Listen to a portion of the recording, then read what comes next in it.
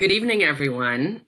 I'm Wendy Whelan with MSU Extension and the MSU Product Center, and tonight we're going to talk about alternative funding sources that may be applicable for your farm or food-related business. And I'm really happy to be here with you all. We've got a lot of content to cover, so let's get started. Just before we dive into the topic at hand, I did want to talk a little bit about the MSU Product Center. We're a newer part of Michigan State University, so some of you may have not had a chance to interact with us, but we've been on the ground for a dozen plus years, helping businesses in the industries of food, agriculture, and bio or natural resources is another term, to innovate and grow to the benefit of all of Michigan's economy. We do that in a couple of different ways, specific ways. We have business development services that are no cost, delivered by 9 innovation counselors around the state of Michigan. I'm one of those. And we all keep a list of business networks and resources, whether they be internal to the university or external to our communities, to help you know what might be available to you as far as assistance. And then some of us work specifically with grant assistance. We're going to talk about that later in the presentation.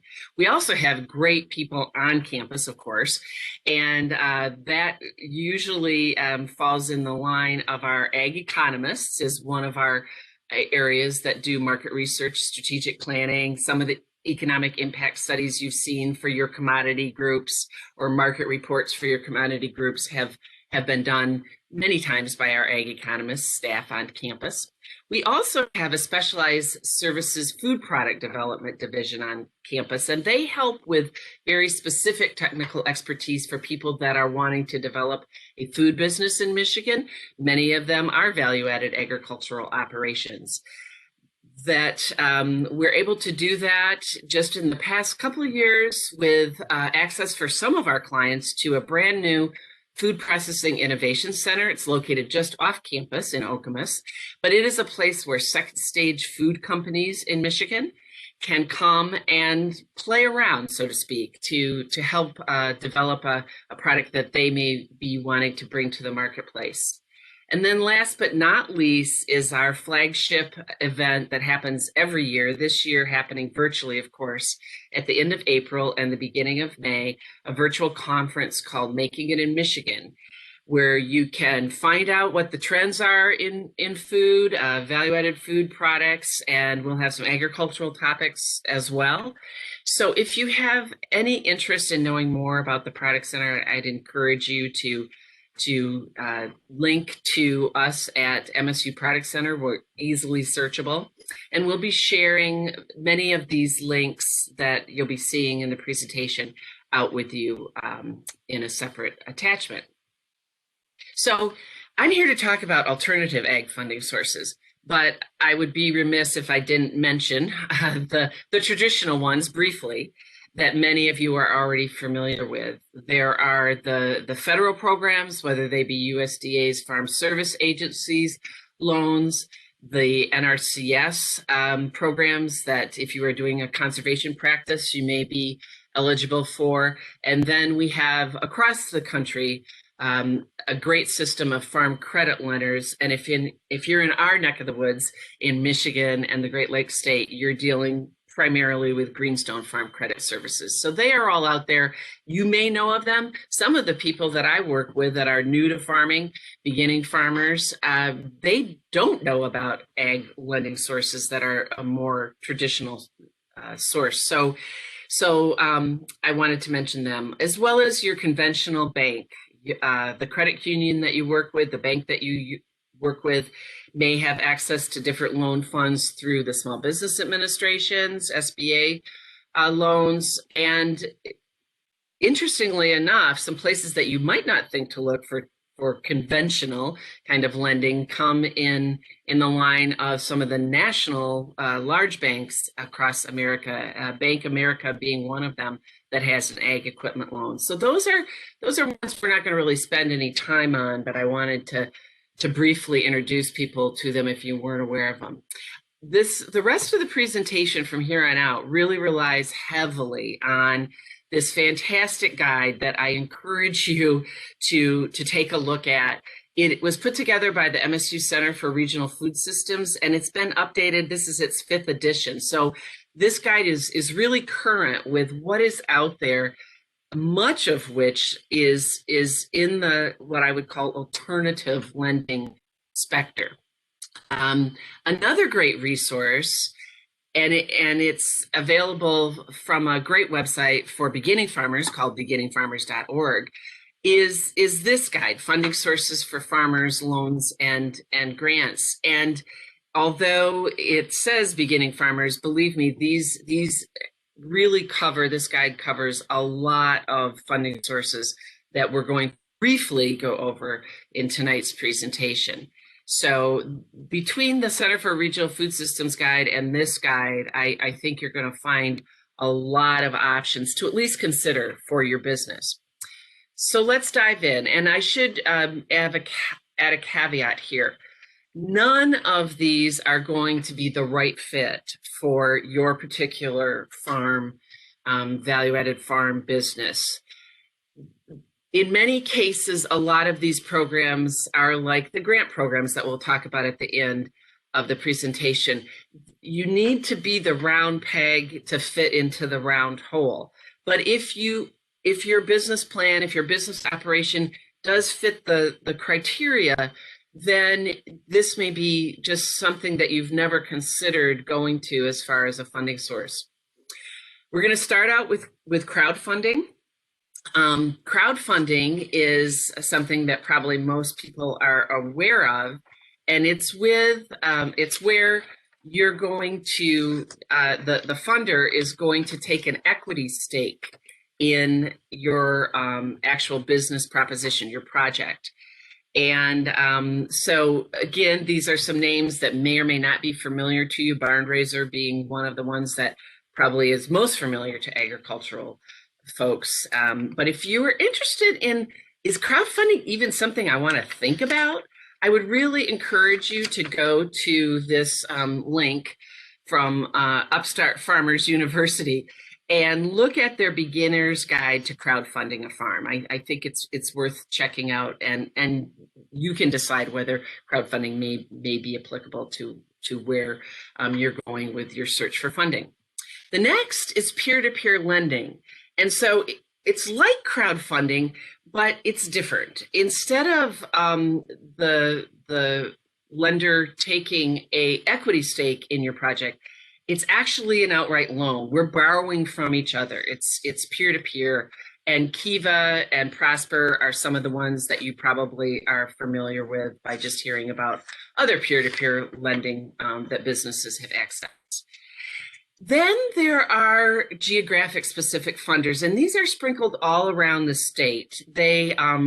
I've listed a few here: Grow in West Michigan, the Detroit Development Fund, a fund in Flint for, again, urban agriculture, a Northwest Michigan fund in Crosshatch doing micro lending, and even revolving loan funds. These are usually all place-based. So if you happen to reside within a specific geographic area, specific counties, then it's worth finding out from your local economic developer or community development person or even FSA, are there any of these kinds of funds in my neighborhood? One in particular that covers the whole state that fits into this category that I really want you to know about is the Michigan Good Food Fund. It's not been around for a long time. It's a private public loan fund with over $30 million to lend. And timely for our presentation, when I'm recording it today, is an upcoming webinar that they are doing on February 8th that's hosted by Northern Initiatives, another funder that we're going to talk about later. It's at noon that day, but typically if you register for these, even if you can't make that timing, you're able to view the recording after the fact. So the Michigan Good Food Fund is really one, and they absolutely loan to agricultural businesses. So that's one that's often missed, but is worth looking at. The next area are institutions called CDFIs, which stands for Community Development Financial Institutions. Now, this is a place that many times people aren't looking for funding for agricultural businesses. And if you follow the link at the bottom of this page, you're going to find CDFIs that literally are located all around the state. The one that I'm most familiar with is Northern Initiatives, which covers most of the rural part of Michigan. And then I've listed a couple specific to the area that I'm located in, Venture North or Northern Shores Community Loan Fund, that are located in Traverse City and Harbor Springs, respectively. But what they have in common is they're known sometimes in the business of financing as gap funders, GAP, gap funders. They fill the gap sometimes between what a conventional funder might be able to do and other kinds of fundings. The interest rate is typically higher than you may get from a conventional lender, but again, they serve a wonderful purpose in taking on deals that are a little riskier in order for those businesses to access capital. So CDFIs are a place to look. Kind of in the same line are nonprofit organizations that do lending, and these are all over the board. You'll find a lot more information about these in the two guides I talked about at the beginning. We have Equity Trusts, Farm for Farmers, the Conservation Fund, Farm Aid. Again, these are going to have real specific criteria that may or may not be a fit for your farm at all. So worth kind of turning over the stones and seeing if they are. Along the same lines, and rarely used for the farms that I help with developing their businesses, but there are some cases where an actual angel investment fund or angel investors would be interested in a farming project. Usually these are regionally specific. I've listed a couple of them here, the Grand Angels being West Michigan based, Blue Water Angels being Port Huron based, and Northern Michigan Angels are out of Traverse City. But specifically, they also will have very specific criteria that you may or may not fit into as far as what they're looking for their portfolio. And going down that same path are real estate equity trusts. Now, some of these have been in the news quite recently because they are investing heavily in Michigan's agriculture and agriculture across the country.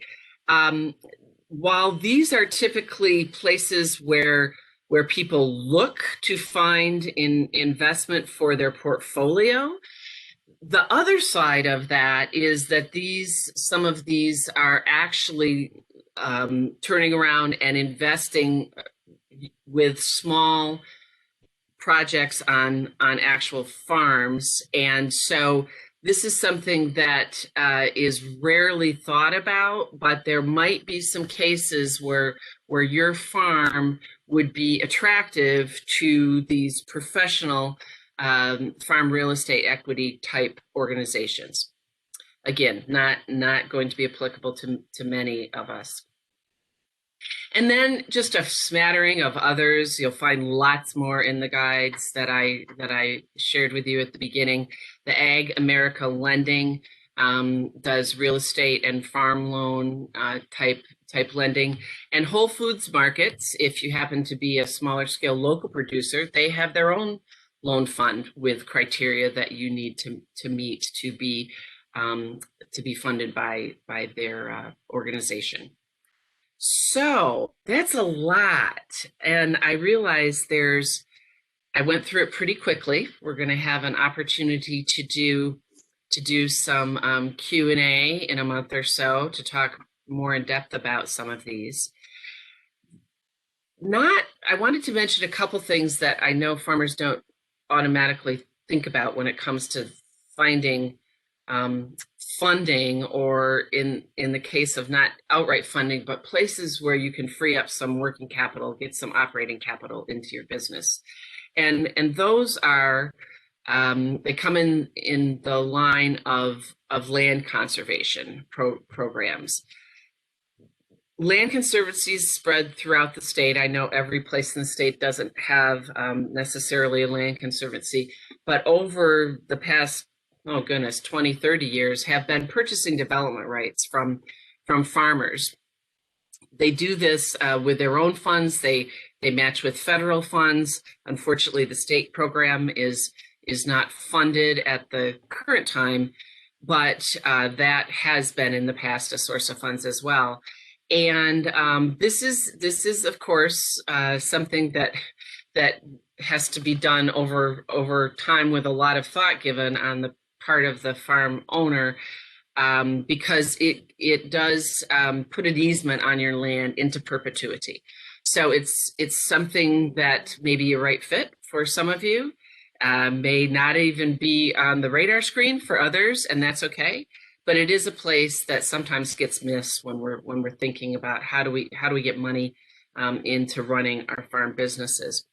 The other program that also has to do with farmland is one of the Michigan Department of Ag and Rural Developments, and it used to be called the PA 116 program back when I was farming, now known as the Farmland Development Rights Agreement Program. So this is in exchange for you putting a temporary easement on your farmland, promising not to take it out of farmland or open space and put it into a development. You receive tax credits from the state of Michigan. So those are just thinking a little bit outside of the box about places you may be able to go to look at. And then we're gonna spend the rest of our time today talking about the G word, which is music to a lot of people's ears when it comes to agricultural finance, because of course it means grants, and grants do not have to be paid back. They're not loans. There are both state and federal grants that I'm going to talk about briefly, and we'll start out with the Michigan Department of Ag and Rural Development, MDARD's grants, the Value-Added Food Systems and Value-Added and Food System Grant Program is one I'm real familiar with.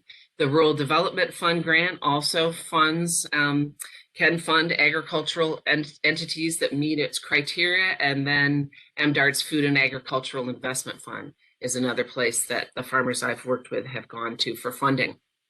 Federally, this is just the tip of the iceberg of programs that USDA Rural Development or other parts of USDA have that a farm might be eligible for. The REAP program, Rural Energy for America program, the Value-Added Producer Grant, Socially Disadvantaged Farmer Groups Grant, and so many others. If you're doing a small on-farm research project, the SARE grant could be something that you want to look at. It's small amounts of funding, but if you want to try something and you don't want to have that experiment be funded exclusively by you, that's a place to look at if you're doing something innovative on your farm, on-farm research. And then many of you may be familiar with at least the name of the Specialty Crop Block Grant, because the commodity groups that you belong to, if you are raising a specialty crop in Michigan, takes advantage of these wonderful grants that come from the USDA but are administered through the Michigan Department of Ag and Rural Development. So even though it's federal funding, it is administered through MDARD, and there's lots of great education, programming, research that comes out of those specialty crop block grants for the benefit of everyone producing that specialty crop.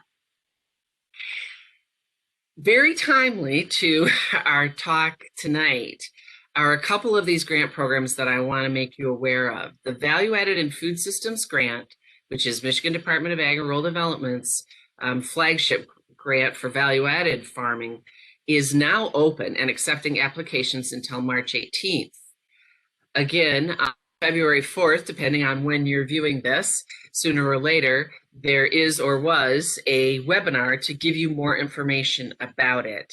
And I'm sure that once it has happened, you can contact the people at MDARD and get information about how you might access that webinar that will hopefully be recorded to tell you more about this grant program that I've personally worked on with numerous farmers.